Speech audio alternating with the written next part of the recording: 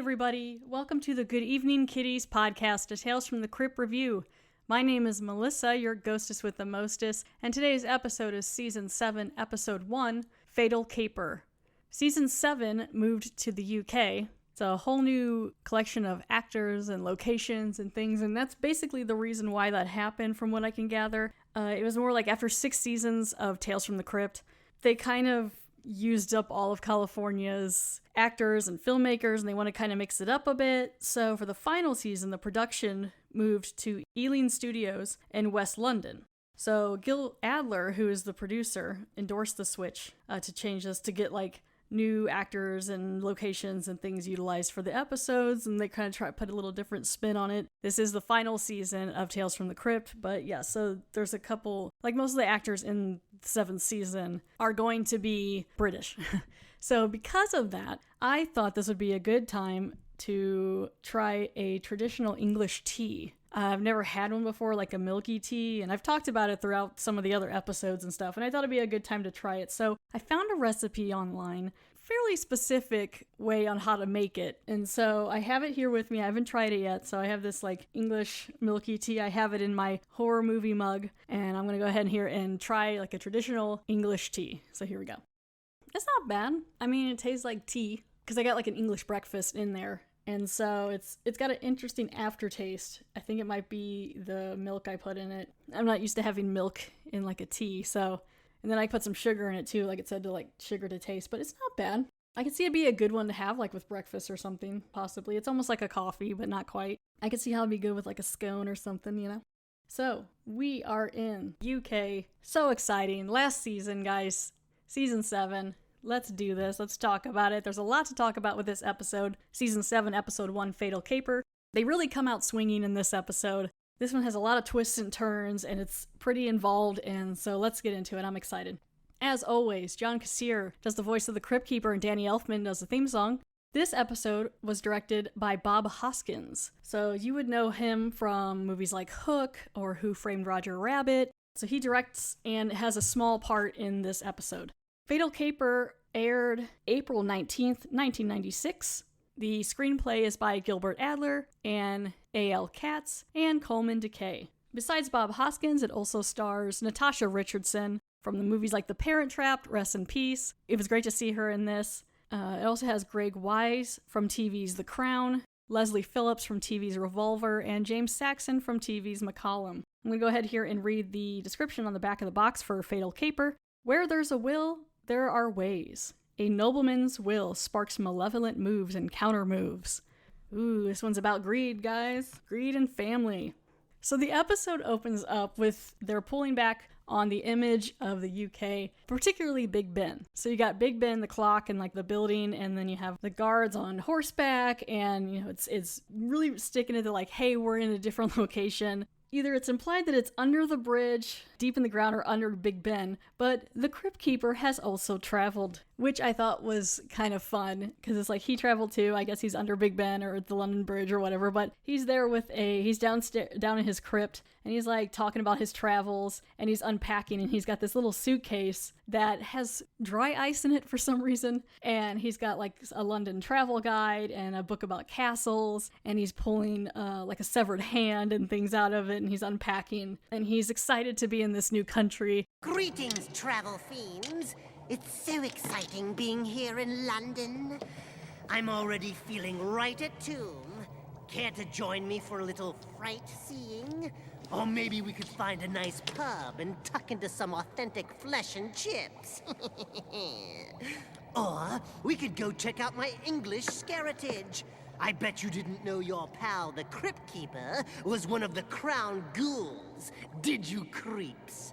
So he brings in the episode for Season 7, Episode 1, Fatal Caper. Let's do this. Hang on, I'm going to take another little quick sip of my tea here. Yeah, the sugar helps. I'd say the sugar helps.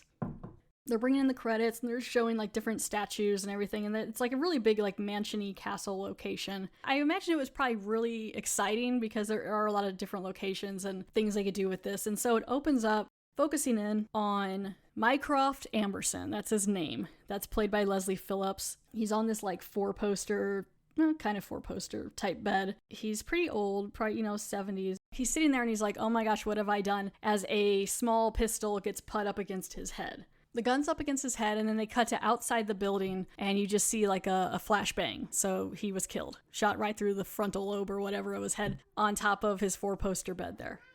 Gus, is this episode too exciting for you? Gus is here. Go lay down. I know. It's so exciting. So then it cuts to, they don't really say, oh, a few days earlier, a few weeks earlier. It's just like implied we're going in the past. Because when Bob Hoskins' character, Redmond, and Mycroft Amberson come down the stairs, you're like, oh, he's still here. It's obviously like we're going back. So they're coming down the stairs and they're talking. I think Redmond's kind of like his right-hand man kind of thing, like helps him with the estate. And it's a pretty big mansion type situation. And Mycroft is basically just disappointed in his sons. He has 3 sons, Justin, Frank, and Evelyn. It says Evelyn like it's spelled like Evelyn, but it sounded more like they said Evelyn in the episode, so I'm not sure. He's disappointed in his sons, how he raised them. They don't work. They're greedy. He doesn't approve of anything that they do. So this is an episode where it's similar to like Strung Along, which is another episode from a couple seasons ago, where it's like he has a severe heart condition or like a really tricky ticker. So we're going with that. And it's, they very much imply that it's genetic and all this stuff. So he's got a bad heart and he wants to change his will up before he goes because he knows it probably won't be long. He isn't well. So Bob Hoskins is helping him arrange like a executor of his estate to talk to him to kind of change a few things in the will so that he can hand over some different stuff, like take away a few things from his sons and like change his will and testament. So Bob Hoskins' character Redmond is like, okay, well I got you one the best of the best. And it shoots down into the library, like they're on top of this balcony. And it shoots down and there is the wonderful Natasha Richardson. She is playing Fiona Havisham. She is the executor or whatever of the will, putting stuff together for him. She looks great. She's down here and she's like, hey, what up? So they're all 3 talking in this very elaborate, like, I guess just library. It's a really big table. There's like a big fireplace and he's basically telling her, he's like, I want to change my will. He wants to get things in order. He's very disappointed in his sons. And she's like, great, keep going. Tell me about your sons. So it kind of does like a quick catch up on everybody in the family. You want to change your will. Why? As I'm sure Redmond has already told you, Miss Havisham, my life's in a bit of a muddle just now. I'm not well. No, weak hearts. Running the family. With the time I've got left, I want to get things in order. Please, do go on. Well, I got 3 sons, about 15 years ago. One of them left. Come on. I don't want your salt in my house. Come on, get out. Get out! Frank, he was called. Haven't heard from him since. It just shows Mycroft opening a door and then just a random guy picking up a suitcase and leaving. And he says something like, I didn't approve of his ways, or like, we didn't approve of his ways, or how he was. And then later it's implied he was sensitive. So for me, I was like, okay, well, it's something to do maybe with like an LGBT type situation or something, where like he was maybe more feminine than they wanted. So he's like, I haven't spoken to him in 15 years. And I'm starting to see that maybe he was the smart one for getting out of here because he's super disappointed in his other 2 sons as well. So he's like, good on Frank for getting out of there. So his next son is Justin. And Justin is this like skinny, kind of like hippie dude. He's really into tantric sex. At first I was like, okay, like he doesn't work. He's living at home in this mansion and he's back to back, I guess, naked with this other woman, and they're doing this like tantric breathing, and he's just like really in touch with everything with his like sexual pleasure and things like that. So that's all he really cares about. And he's probably like late 20s or something. So then his other son, Evelyn, is still like also still living there, and he's very greedy. He's a little bit more overweight, and it shows him just like going through checks. I guess they're paying for like their staff there, and he's taking some of their money from like their Christmas bonus or whatever, like taking money from them, and he's just really greedy with everything he does. Food, which they imply later when he gets this huge plate of food, and money and things like that. And he's just kind of slovenly a little bit, just really greedy. He's really into this money. And so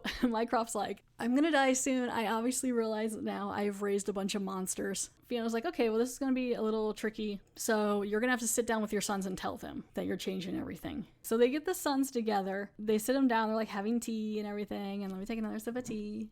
Yeah, okay. And so they get the sons together in that same room, and now there's a fire going. So it's been some time. Evelyn's like pacing in front of the fireplace, and then the other son is like curled up on a chair and reading another book on like Tantra or something. I was like, that's like all he's into. In order for the other two brothers to get what they want, they have to locate their younger brother within 6 months of their father dying. I guess it's because, like, I think Mycroft feels bad about disowning Frank and sending him away, so he's hoping if they find him, he'll at least get part of the inheritance, you know, kind of like a I'm sorry in a way. The other two brothers are like, what? We've been here this whole time. Nobody's heard from Frank in 15 years. Evelyn's like, what if we got to spend all this money to find him, and we just can't? And so if they don't find him, it'll all go to charity. Evelyn's losing it. He's like, what? It's all going to go to charity? What? Justin's not too worried. I think he mostly wants to have the title, which I think his dad's like, you can have the title, it's fine. He uses the title to get women. That's really all he cares about. What exactly does the new will say? It says quite simply that the two of you must locate your younger brother within 6 months of your father's demise if you were to receive your inheritance.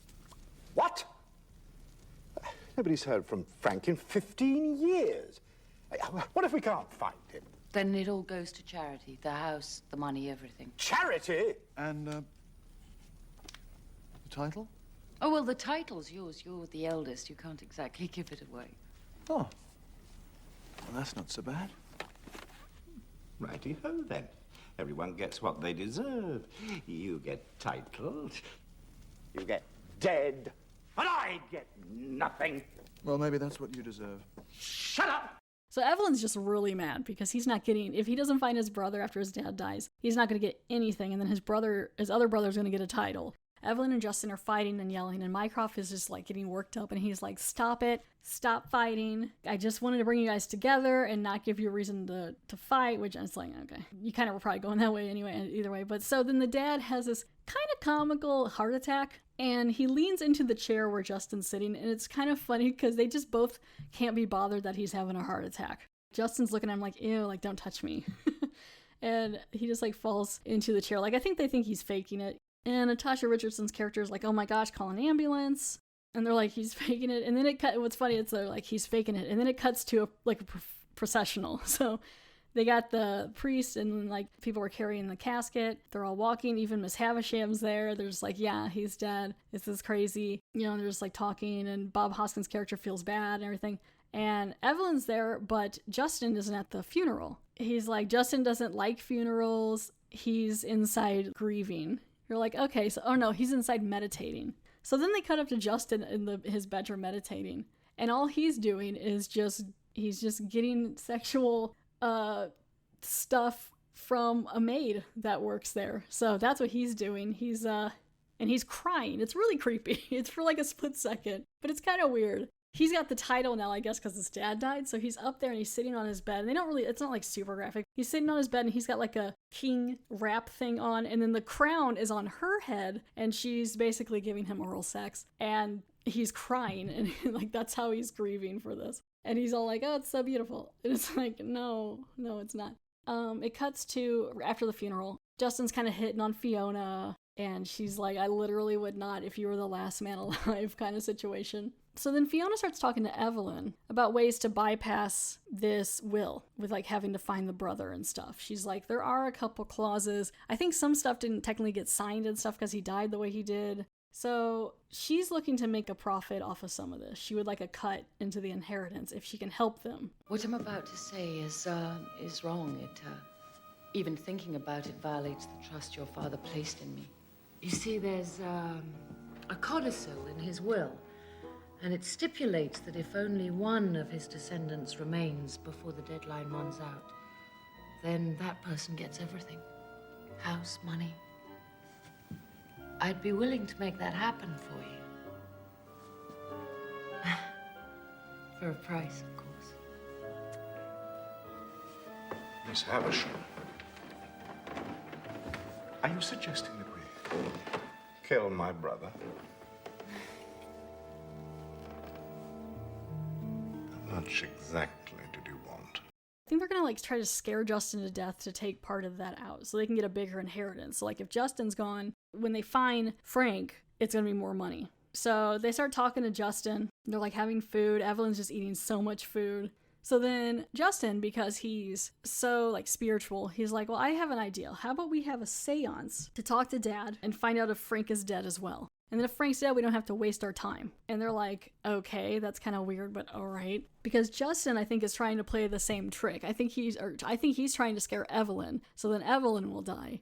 Why a seance? I don't know. It is a bit silly, and it's silly that they are letting Justin like conduct the seance. Just the brother's like, oh, I got this, I can do this. So it cuts to this library scene. There's like a grandfather clock and everything, and it shows Justin prepping. So he's got like a big coat on, and he's putting up a crystal ball, and he's got like a bunch of stuff under his coat that he's gonna set up some wiring and stuff so that there's like a recording of his dad. This whole like elaborate plan. And then it like does like a little fast forward scene, which you don't always see in Tales from the Crypt. They're like, yeah, he's setting up all this, but we don't have time. So they're like, skim through it. So it's just like fast forward to him setting everything up. And then he leaves.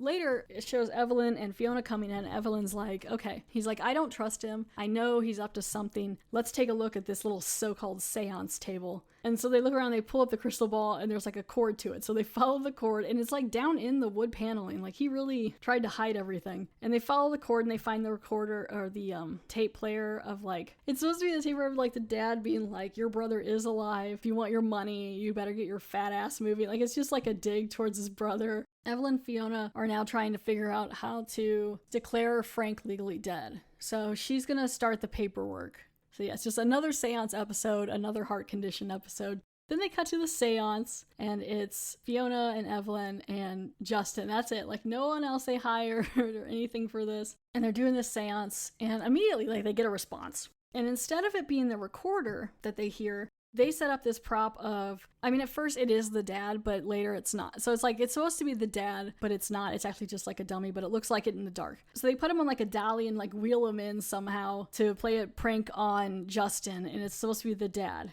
Glaciamia sanctum. Wo spiritus veritas. Clactu berada. Nictu. Gatekeeper of the spirit world. Permit us mortals a moment's transgression onto your plane. The gates have opened for us. This is craps. Father,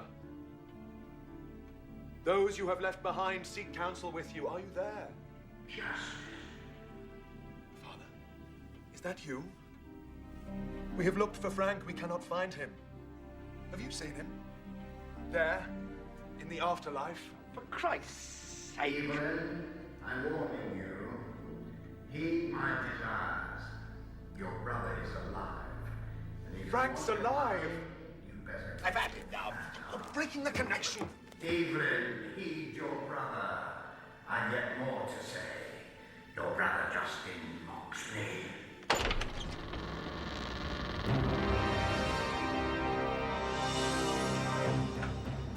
Oh my God!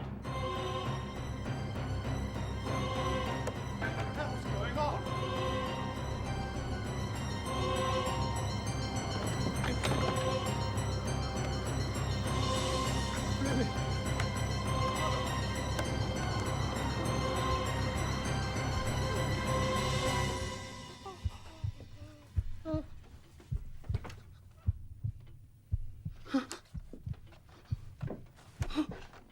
Chest hurts, does it? Good. I hope it stays like that for the rest of eternity. Fuck you. No. Fuck you.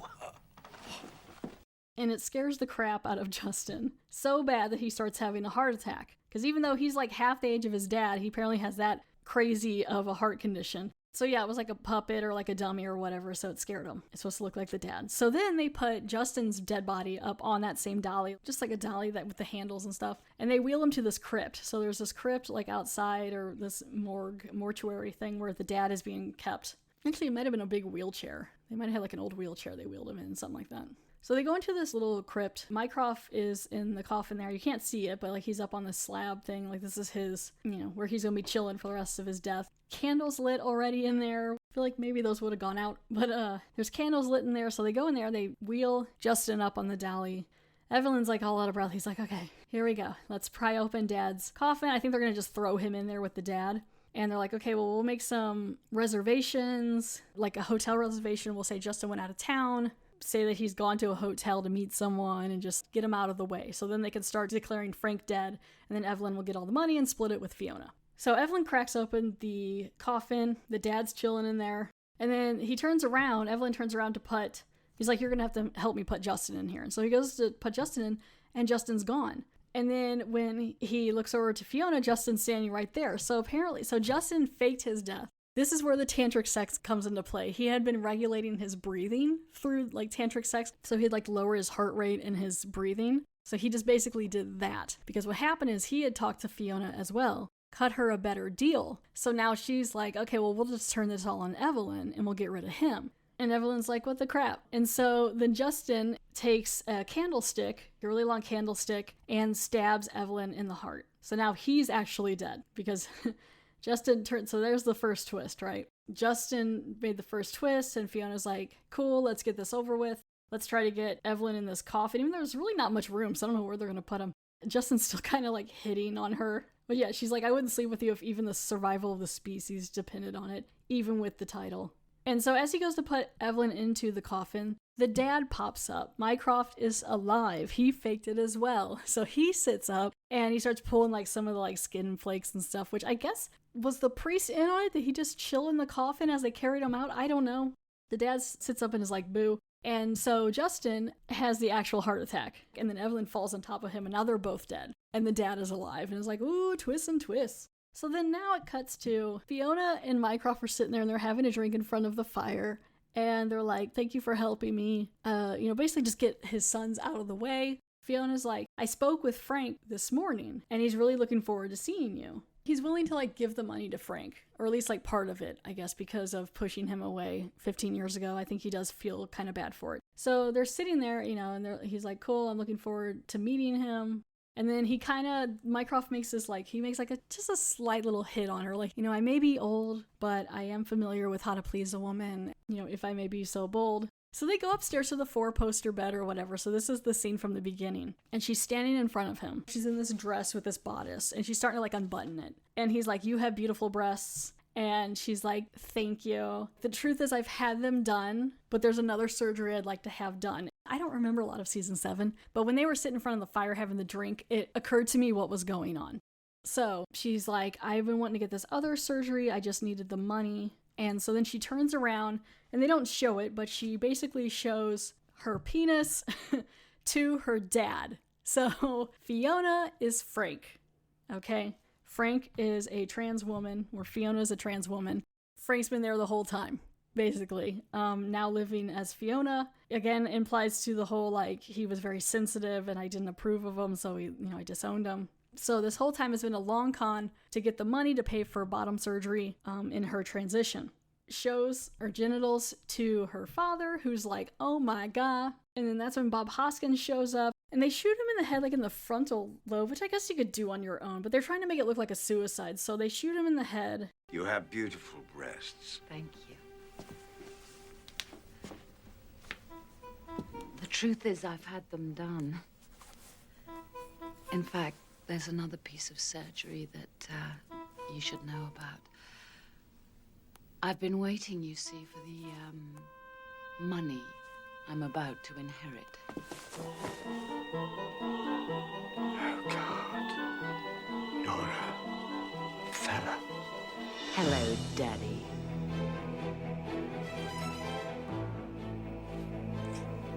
Frank.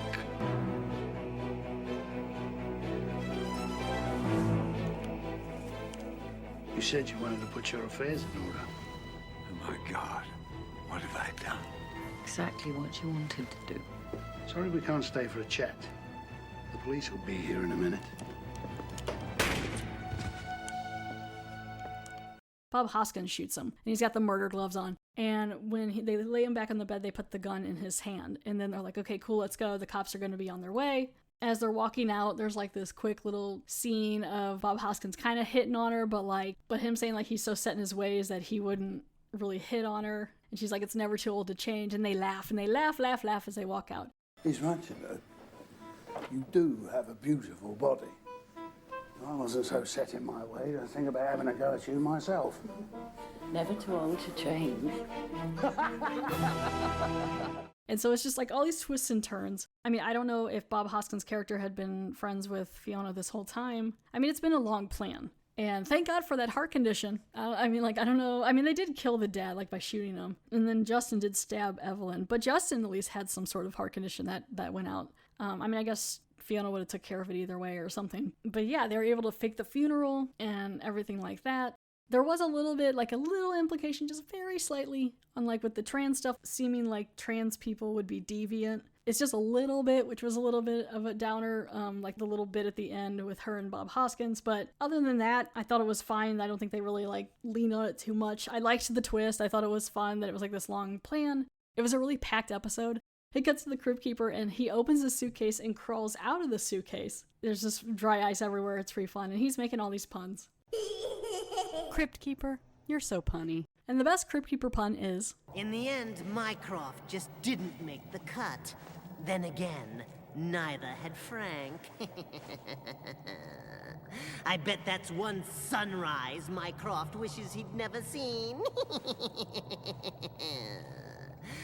Well, kiddies, looks like I'll be staying in England for a while. I think we'll all enjoy the trip. And when we finally do go home, I'm sure we'll have lots of souvenirs.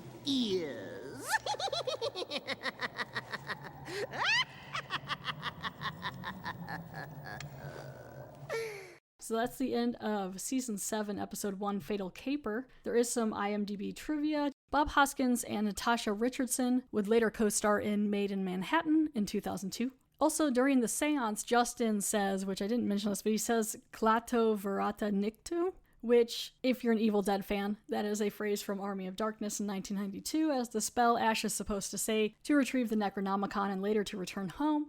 This phrase is not just set to that movie, it's actually originally from The Day the Earth Stood Still in 1951, as well as the remake The Day the Earth Stood Still from 2008, where it was used to stop the robot Gort from destroying the Earth. So yeah, Season 7, Episode 1, Fatal Caper. The next episode is Season 7, Episode 2, Last Respects.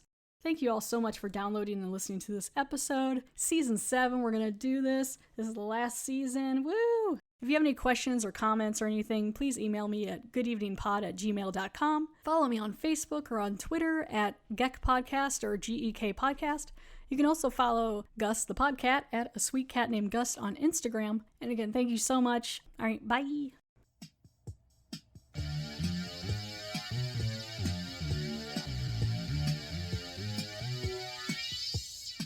I just had quite a scare.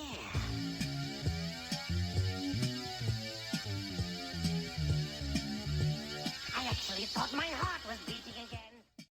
The Cult-Worthy Podcast. Your host, Antonio Palacios, will guide you week by week through a bevy of cult favorites, obscure cinema, and hidden gems. Listen to us on your favorite platforms or follow us on thecultworthy.com. The Cult-Worthy Podcast.